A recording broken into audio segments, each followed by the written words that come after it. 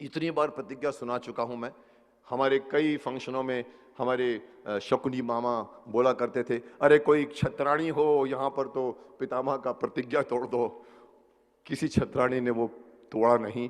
मैं आज ये कह सकता हूं कि मैंने प्रतिज्ञा ली थी 1990 में, शायद 28 साल या ज़्यादा साल बीत चुके हैं।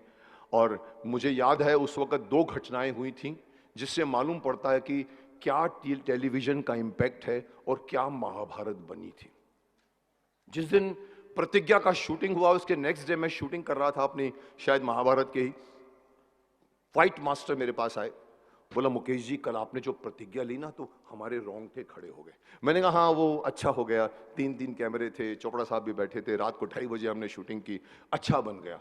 बोला मैं आपको एक अपने घर की कहानी सुनाता हूँ, घर की बात। वो लोग मुस्लिम मोहल्ले में रहते थे, शायद मोहम्मद अली में रहते होंगे शायद। बोला हम लोग वहां पर उस जमाने में, आज के बच्चों को मालूम होगा कि आज की तरह आप लोग मोबाइल देखते, फिल्म देखते हो, कोई न्यूज़ देखता है तो कोई दुनिया भर के अलग अलग फिल्में देखता है। उस जमाने में एक टेलीविजन होता था, सिर्फ एक चैनल होता था, पूरा देश पूरा राष्ट्र बैठकर देखता था। संडे को देखता था, मंडे को डिस्कस करते थे, अरे यार कल पितामह ने कैसे तलवार तोड़ दी। आज ऐसा पॉसिबल नहीं है। तो उस वक्त कह रहे थे कि हम लोग बैठ कर देख रहे थे, हमारे पूरा घर बैठा था और जहां आपने प्रतिज्ञा दी वहां पर फ्रीज हो जाता है, सन्नाटा छा गया। हमारे मौलवी साहब लेटे के ऐसे देख रहे थे बैठ के, उठ के ऐसे बैठ गए, अपने बेटे को बोला इधर आ इधर आ इधर आ इधर आ इधर आ इधर आ इधर। वो बेटा गया, हाँ हाँ बाबूजी क्या बात है। बोला देख, एक देवव्रत है जिसने अपने बाप के लिए क्या किया और एक साला तू है, तू क्या करता है अपने बाप के लिए। Now see the Muslims, the story was not of Hindu or anybody in religion, it was a story of today। और उसको पता लगा कि एक बेटा भी अपने बाप के लिए कुछ कर सकता है। आज का बेटा ये कहता है आप लोग मेरे लिए कर रहे हो ना, ठीक है, हमारे बच्चे पैदा होंगे हम अपने बच्चों के लिए करेंगे। ऐसा नहीं था वो। और दूसरी घटना उसी दिन उसी टाइम मेरे घर में हुई। मेरे घर के हॉल में मेरा पूरी फैमिली बैठकर देख रही थी, शायद मैं भी बैठा हुआ था, और हमने महाभारत देखी। जहां पर वो प्रतिज्ञा खत्म हुई, सन्नाटा छा गया।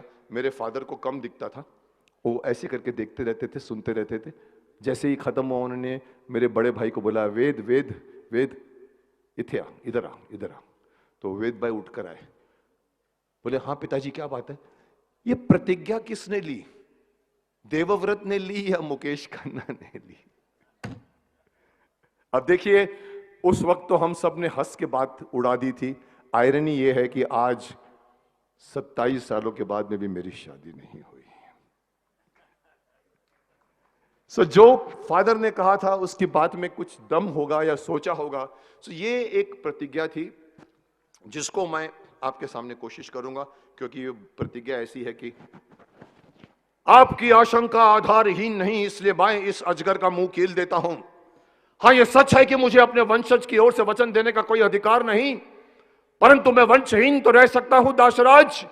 इसलिए मैं गंगा पुत्र देवव्रत चारों दिशाओं, धरती और आकाश को साक्षी मानकर आज ये प्रतिज्ञा करता हूं, आजीवन ब्रह्मचारी रहूंगा, जीवन भर विवाह नहीं करूंगा, वंशहीन ही जीऊंगा और वंशहीन ही मरूंगा। यह मेरी अखंड प्रतिज्ञा है।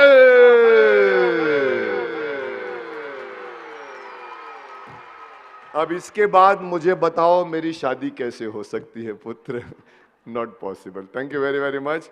Enjoy yourself.